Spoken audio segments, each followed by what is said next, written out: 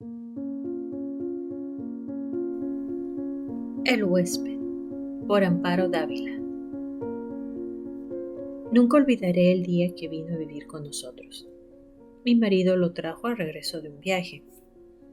Llevábamos entonces cerca de 3 años de matrimonio. Teníamos 2 niños y yo no era feliz. Representaba para mi marido algo así como un mueble que se acostumbra uno a ver en determinado sitio, pero que no causa la menor impresión. Vivíamos en un pueblo pequeño, incomunicado y distante de la ciudad. Un pueblo casi muerto o a punto de desaparecer. No pude reprimir un grito de horror cuando lo vi por primera vez. Era lúgubre, siniestro, con grandes ojos amarillentos casi redondos y sin parpadeo, que parecía penetrar a través de las cosas y de las personas. Mi vida desdichada se convirtió en un infierno. La misma noche de su llegada supliqué a mi marido que no me condenara a la tortura de su compañía. No podía resistirlo. Me inspiraba desconfianza y horror. Es completamente inofensivo, dijo mi marido, mirándome con marcada indiferencia. Te acostumbrarás a su compañía. Y si no lo consigues... No hubo manera de convencerlo de que se lo llevara. Se quedó en nuestra casa. No fui la única en sufrir con su presencia. Todos los de la casa, mis niños, la mujer que me ayudaba en los quehaceres, su hijito, sentíamos pavor de él. Solo mi marido gozaba teniéndolo allí. Desde el primer día mi marido le asignó el cuarto de la esquina. Era esta una pieza grande, pero húmeda y oscura. Por esos inconvenientes yo nunca lo ocupaba. Sin embargo, él pareció sentirse contento con la habitación. Como era bastante oscura, se acomodaba a sus necesidades. Dormía hasta el oscurecer y nunca supe a qué hora se acostaba. Perdí la poca paz de que gozaba en la casona. Durante el día, todo marchaba con aparente normalidad. Yo me levantaba siempre muy temprano. Vestía a los niños, que ya estaban despiertos. Les daba el desayuno y los entretenía mientras Guadalupe arreglaba la casa y salía a comprar el mandado. La casa era muy grande, con un jardín en el centro y los cuartos distribuidos a su alrededor. Entre las piezas y el jardín había corredores que protegían las habitaciones del rigor de las lluvias y del viento que eran frecuentes. Tener arreglado una casa tan grande y cuidado el jardín, mi diaria ocupación de la mañana, era tarea dura. Pero yo amaba mi jardín. Los corredores estaban cubiertos por enredaderas que floreaban casi todo el año. Recuerdo cuánto me gustaba, por las tardes, sentarme en uno de aquellos corredores a coser la ropa de los niños, entre el perfume de las madreselvas y de las bugambilias. En el jardín cultivaba crisantemos, pensamientos, violetas de los Alpes, begonias y heliotropos. Mientras yo regaba las plantas, los niños se entretenían buscando gusanos entre las hojas. A veces pasaban horas callados y muy atentos, tratando de coger las gotas de agua que se escapaban de la vieja manguera. Yo no podía dejar de mirar, de vez en cuando, hacia el cuarto de la esquina. Aunque pasaba todo el día durmiendo, no podía confiarme. Hubo veces que, cuando estaba preparando la comida, veía de pronto su sombra proyectándose sobre la estufa de leña. Lo sentía detrás de mí. Yo arrojaba al suelo lo que tenía en las manos y salía de la cocina corriendo y gritando como una loca.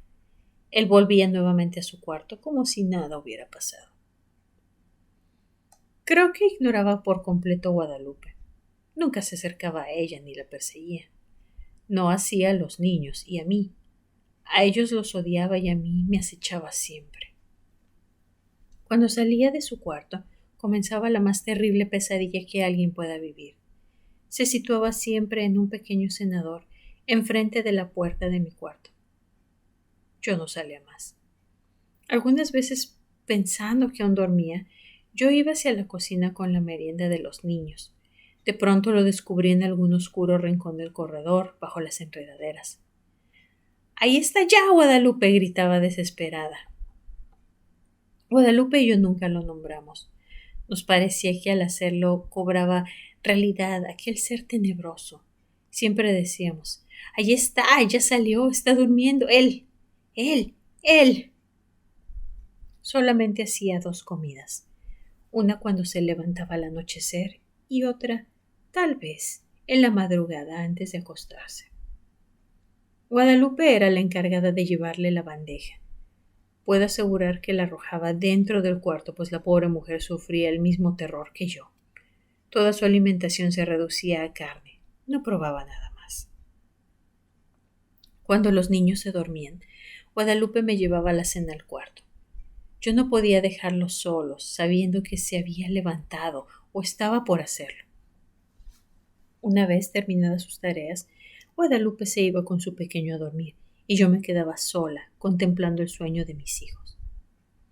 Como la puerta de mi cuarto quedaba siempre abierta, no me atreví a acostarme, temiendo que en cualquier momento pudiera entrar y atacarnos. Y no era posible cerrarla.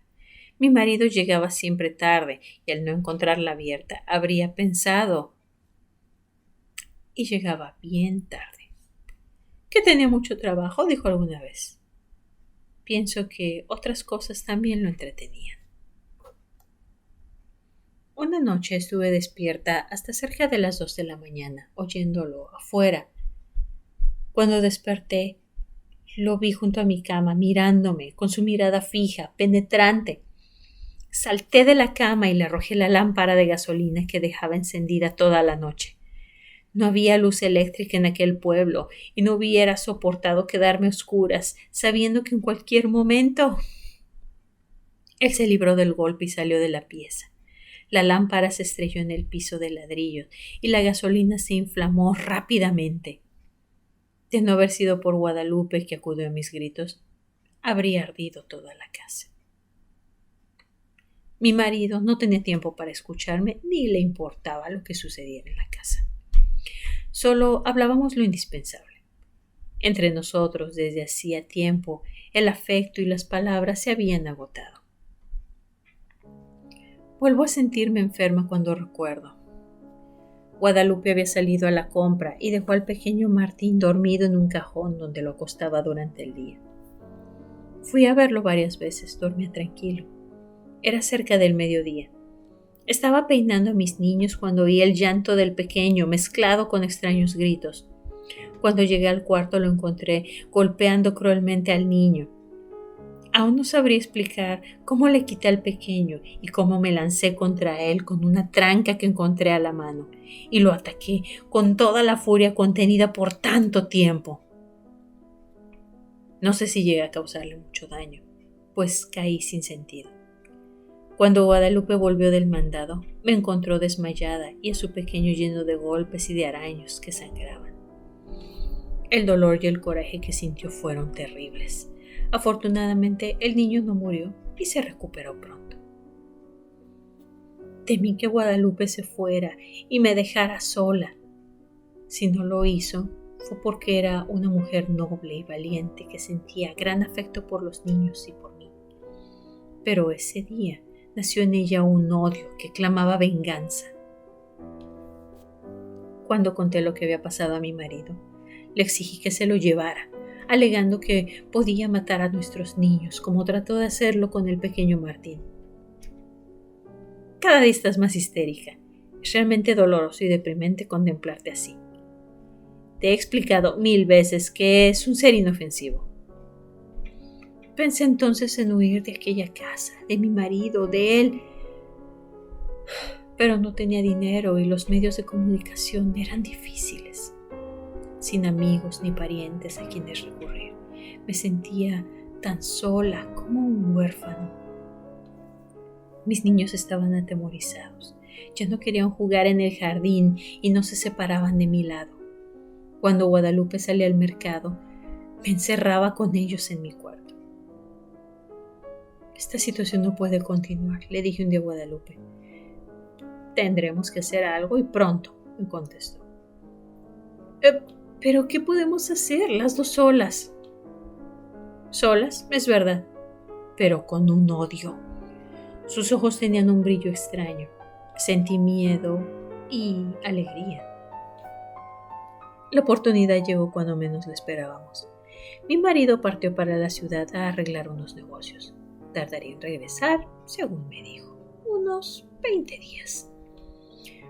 No sé si él se enteró de que mi marido se había marchado, pero ese día despertó antes de lo acostumbrado y se situó frente a mi cuarto. Guadalupe y su niño durmieron en mi cuarto y por primera vez pude cerrar la puerta. Guadalupe y yo pasamos casi toda la noche haciendo planes. Los niños dormían tranquilamente. De cuando en cuando oíamos que llegaba hasta la puerta del cuarto y la golpeaba con furia. Al día siguiente dimos de desayunar a los 3 niños y para estar tranquilas y que no nos estorbaran en nuestros planes, los encerramos en mi cuarto. Guadalupe y yo teníamos muchas cosas por hacer y tanta prisa en realizarlas que no podíamos perder el tiempo ni en comer. Guadalupe cortó varias tablas grandes y resistentes, mientras yo buscaba martillo y clavos. Cuando todo estuvo listo, llegamos sin hacer ruido hasta el cuarto de la esquina. Las hojas de la puerta estaban entornadas. Conteniendo la respiración, bajamos los pasadores. Después cerramos la puerta con llave y comenzamos a clavar las tablas hasta clausurarla totalmente. Mientras trabajábamos, gruesas gotas de sudor nos corrían por la frente. No hizo entonces ruido, parecía que estaba durmiendo profundamente. Cuando todo estuvo terminado, Guadalupe y yo nos abrazamos llorando. Los siguientes días fueron espantosos. Vivió muchos días sin aire, sin luz, sin alimento. Al principio golpeaba la puerta, tirándose contra ella. Gritaba desesperado, arañaba. Ni Guadalupe ni yo podíamos comer ni dormir. Eran terribles los gritos. A veces pensábamos que mi marido regresaría antes de que hubiera muerto. Si lo encontrara así. Su resistencia fue mucha. Creo que vivió cerca de 2 semanas. Un día ya no se oyó ningún ruido, ni un lamento. Sin embargo, esperamos 2 días más antes de abrir el cuarto. Cuando mi marido regresó, lo recibimos con la noticia de su muerte repentina y desconcertante.